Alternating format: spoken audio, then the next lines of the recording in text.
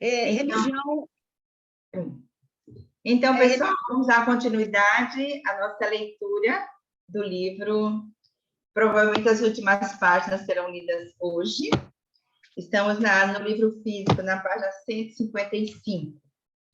Eu passar aqui a voz para a Marilene, para que ela possa fazer nossa leitura e faremos os comentários, se for possível, hoje. Então, a comunidade religiosa.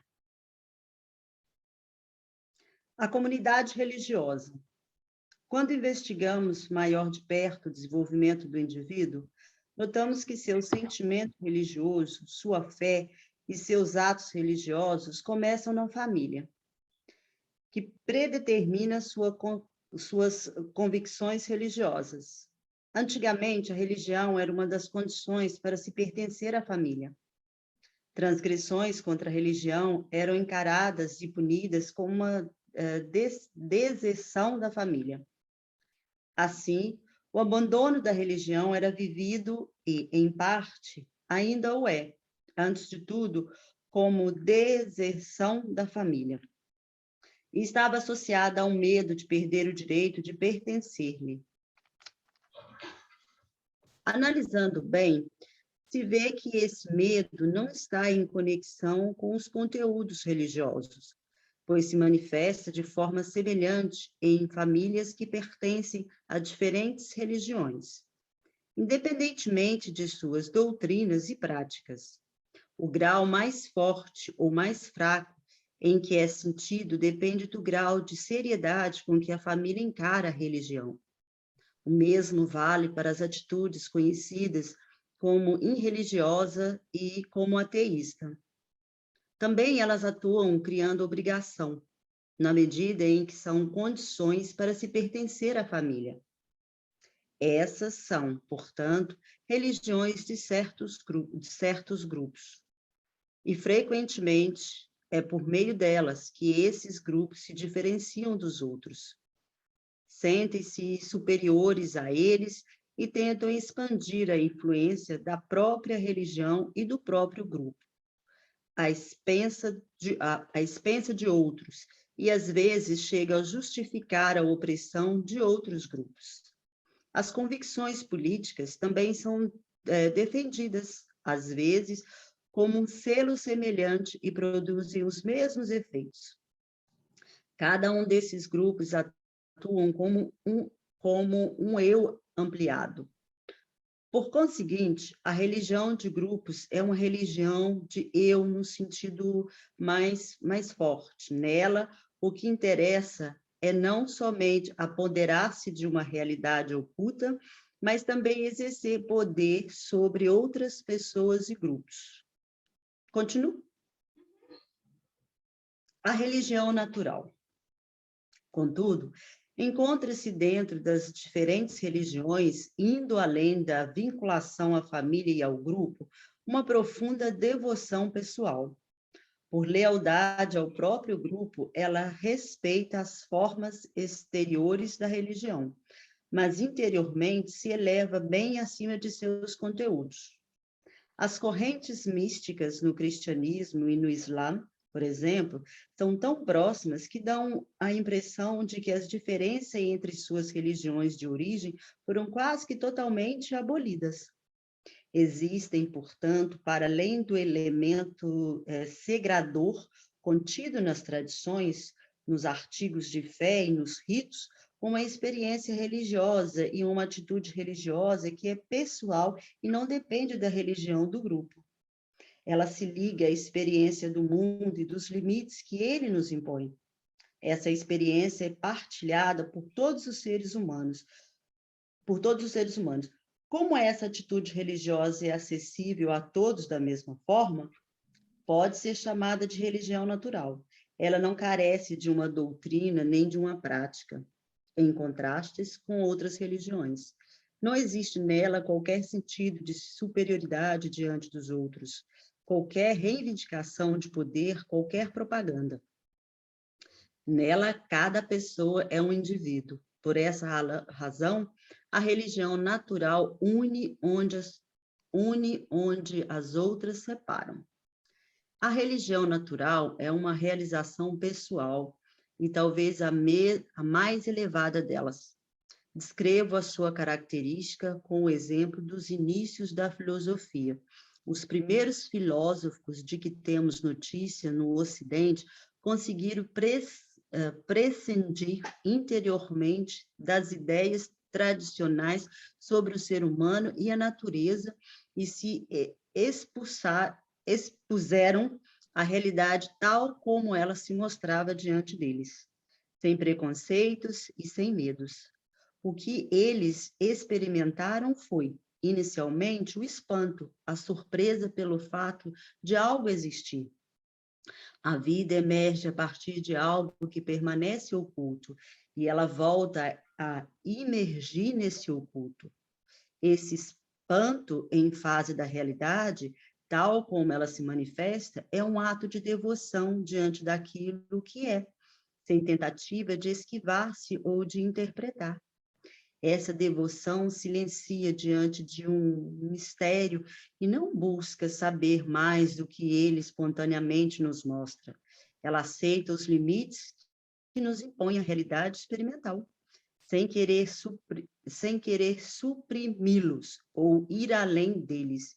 Isso é profundamente religioso, mas de uma forma natural e humilde.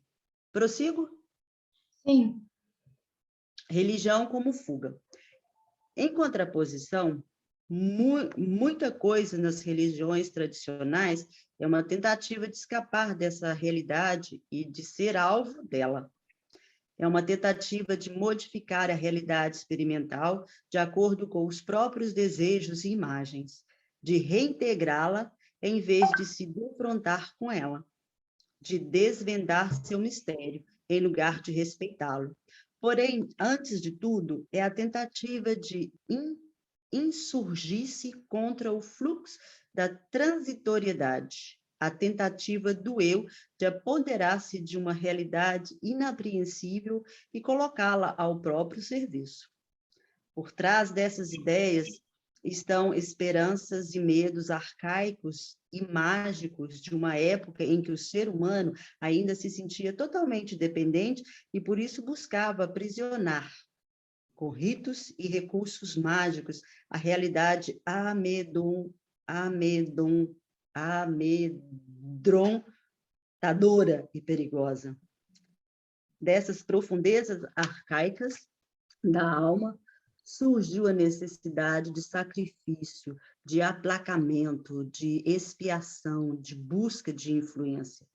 Essas necessidades, no correr do tempo, foram reforçadas pela força do hábito e se transformaram em convicções em que o ambiente fornecesse indicações de realidade correspondentes. Seguramente, essas imagens arcaicas resultam, em larga medida, da transferência de experiências humanas para o oculto, pois essa atitude religiosa transfere para o outro oculto que pressentimos, mas não conhecemos, as experiências de compensação, aplacamento, expiação e busca de influência que experimentamos nas relações humanas. Contra esse quadro de fundo se depreendem mais nitidamente o trabalho exigido do indivíduo pela religião natural, envolvendo a purificação do espírito e a renúncia à influência e ao poder. Prossigo? Não, agora não. Vamos fazer o seguinte, vamos dar uma parada aqui, primeiro porque o nosso tempo está se esgotando, né? Então, eu gostaria da gente poder falar um pouquinho sobre essa religião natural, que essa religião é a religião onde Beth traz as contribuições dele, porque ela não está em cima dos dogmas das religiões tradicionais, e coloca uma coisa muito, muito bacana. Quando a gente fala da alma, a gente está falando do sentir, né? Daquilo que foi marcado em todas as famílias. E as religiões reveladas, como o islamismo, ele fala tão em relação ao cristianismo que se assemelha muito ao islamismo, né? Então, é necessário que a gente possa poder olhar para essa religião natural aqui como uma possibilidade da gente compreender melhor a vida. Como temos esse tempo limitado, vamos ficar por aqui hoje, Mari. E, em seguida, vamos poder aprofundar um pouco mais.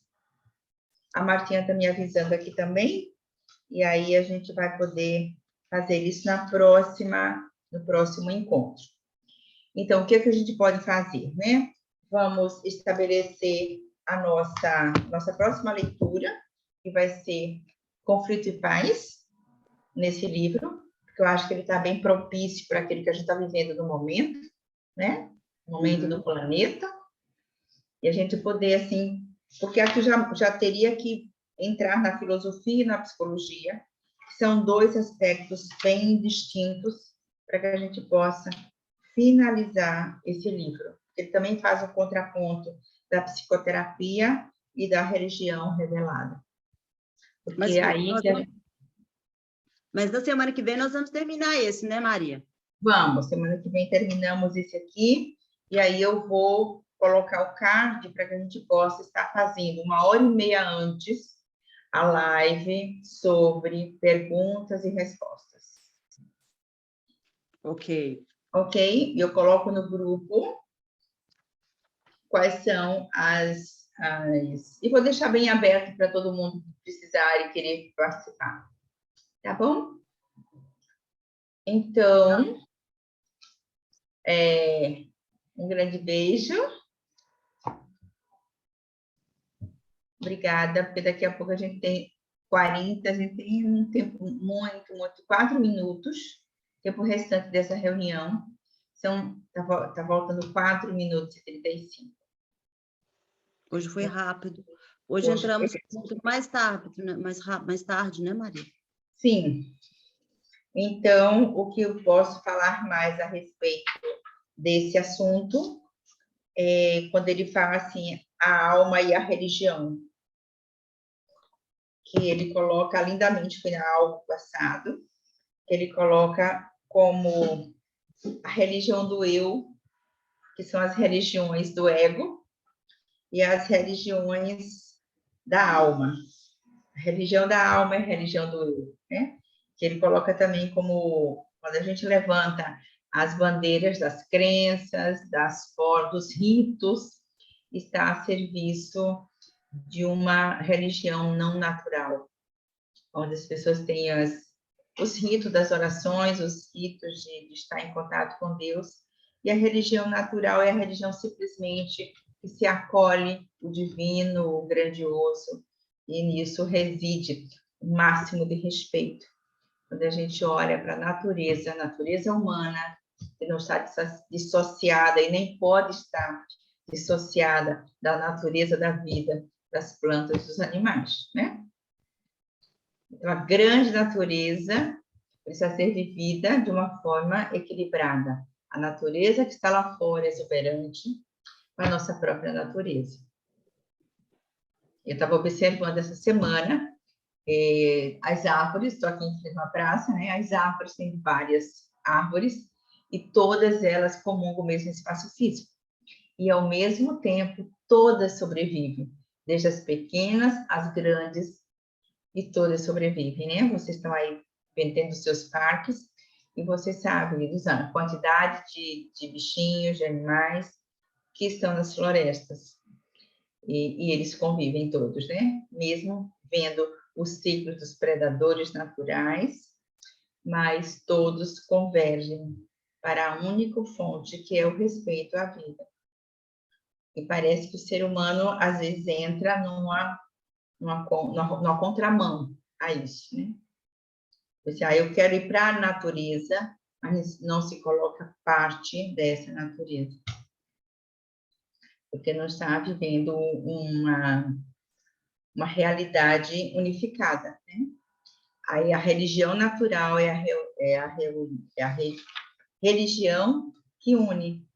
Nela, cada pessoa é um indivíduo. Por essa razão, a religião natural une, onde as outras separam. Então, vamos ficar por aqui e acreditando, né, que bons momentos virão. principalmente a partir da próxima semana. Vamos finalizar e depois, em abril, entraremos no conflito e paz. Então, um grande abraço para você, Mari. É bom estar com você, é bom te ouvir. Para você também, É Mari. bom de comungar contigo esses momentos de reflexão. Coloca lá no grupo, né? Uhum. Por favor. Ok, um grande abraço a todos que estão ouvindo agora e os que vão ouvir depois, né? Ok. Então, um abração para todos. Tchau, Mari. Tchau, Martinha. Escutou, não? Eu escuto, ela está ocupada. Tá bom. Ela está no Peru. Tchau. Olha só que beleza, né? Só a internet pode nos facilitar isso. Então, um grande beijo para todos.